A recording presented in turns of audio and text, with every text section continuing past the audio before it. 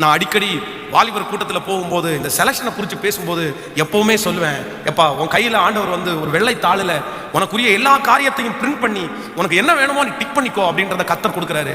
ஆனால் சிலர் வந்து எல்லா காரியத்தையும் இந்த மாதிரி எனக்கு கருப்பாக இருக்கணும், வெள்ளையாக இருக்கணும், ஹைட் இப்படி இருக்கணும், இப்படி பணம் சம்பாதிக்கணும், கடைசியில் அவங்களுடைய சைனை போட்டு கொடுத்து ஆண்டவரே இந்த மாதிரி எனக்கு ஒரு பொண்ணை கொடுங்கப்பா, இந்த மாதிரி ஒரு பையனை கொடுங்கப்பான்னு நிறைய பேர் அப்ளிகேஷன்ஸ் ஃபுல்லாக ஃபில்அப் பண்ணி ஆண்டவருடைய கையில் கொடுக்குறாங்க.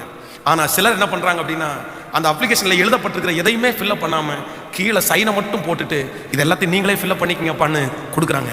நான் நம்புகிறேன், நான் என்ன நினைக்கிறேன் அப்படின்னா, எதையுமே நான் ஃபில் பண்ணலை. நான் ஓப்பனாக சொல்கிறேன், என்னுடைய குடும்ப வாழ்க்கையில் என்னுடைய திருமண வாழ்க்கையில் நான் செய்ததா தானே, எதையுமே உயரம் நான் வந்து டிக் பண்ணலை, கலரு நான் டிக் பண்ணலை, பர்சனாலிட்டி நான் டிக் பண்ணலை, என்ன கொண்டு வராங்க நான் டிக் பண்ணலை.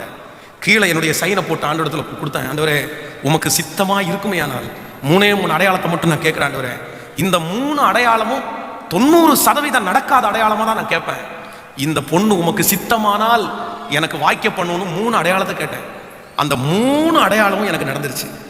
எனக்கு வந்து நான் வந்து பாஸ்டர்மாவை என்ன நினச்சேன்னா, ரொம்ப உயரம்னு நினச்சேன், ரொம்ப தடி அப்படின்னு நினச்சேன், ரொம்ப படித்தவங்க பர்சனாலிட்டி அப்படின்னு நினச்சேன். நான் எப்படி நினச்சேனோ அதே மாதிரி அவங்களும் நினச்சாங்க. அவர் ரொம்ப குள்ளம், அவர் ரொம்ப ஒல்லி, அவர் சர்ச்சு பார்த்தா ரொம்ப குட்டி சர்ச்சு, நம்ம பெரிய சர்ச்சு.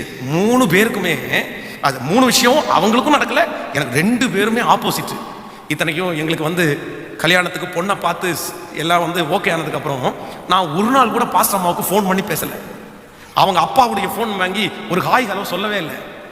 அவங்களும் அதை மாதிரி எனக்கு வந்து பேசவே இல்லை. ஆனால் நான் நம்புகிறேன், இந்த ஊழியத்தினுடைய மிகப்பெரிய அங்கீகாரம் என்னன்னா, எனக்கு கர்த்தர் கொடுத்த திருமண வாழ்க்கை ஒரு மிகப்பெரிய அங்கீகாரம். நிறைய பேர் சவால் விட்டாங்க, ஊழியத்துக்கு நீங்கள் வந்து கல்யாணத்துக்கு முன்னாடி பயங்கரமாக ஊழியம் செய்றீங்க, ஆனால் கல்யாணத்துக்கு அப்புறம் இவ்வளோ வேகமாக ஊழியம் செய்ய மாட்டீங்க, உங்கள் மனைவி உன்னை பிடிச்சி கட்டி வச்சிருப்பாங்க, உங்கள் மனைவி அவங்க மாமா கூட உன்னை கூட்டிகிட்டு போயிடுவாங்க. எத்தனையோ பேர் என்னை பார்த்து சவால் விட்டாங்க, எத்தனையோ பேர் சொல்லியிருக்காங்க, இவர் இப்போ ஓடுறாரு, ஒரு கால் கட்டு போட்டதுக்கு அப்புறம் பார்த்துக்கலாம், அவர் என்ன பண்ணுறாரு பார்ப்போம், இதெல்லாம் ஆகாதப்பா என்னென்னமோ சொல்லியிருக்காங்க. ஆனால் இன்று வரைக்கும் இந்த கர்த்தருடைய சமூகத்தில் தாழ்மையாய் சொல்லுகிறேன், 2008வது வருஷம் திருமண வாழ்க்கை முடிஞ்சு இன்னைக்கு 2020வது வருஷம், கிட்டத்தட்ட 12 ஆண்டுகள். இந்த 12 ஆண்டுகளில் ஒன் டே, ஒரு நாள் கூட கணவன் மனைவி 2 பேரும் பேசாமல் இருந்ததே இல்லைங்க. ஒன் டே, ஒரு நாள் கூட குறைவில்லைன்னு சொல்லலை, எத்தனையோ குறைவுகள், எத்தனையோ நான் திட்டிருக்கிறேன், அவங்க எத்தனையோ திட்டிருக்கிறாங்க, ஆனால் கூட ஒரு நாள் கூட பேசாமல் இருந்ததே இல்லை. இன்றைக்கும் ஆண்டவருடைய சமூகத்தில் நான் நினைக்கிறேன், ஸோ ஆண்டவர் வந்து இந்த ஊழியத்தில் வந்து எனக்கு கொடுத்த ஒரு மிகப்பெரிய அங்கீகாரம் என்னுடைய குடும்ப வாழ்க்கையை தான் நினைக்கிறேன்.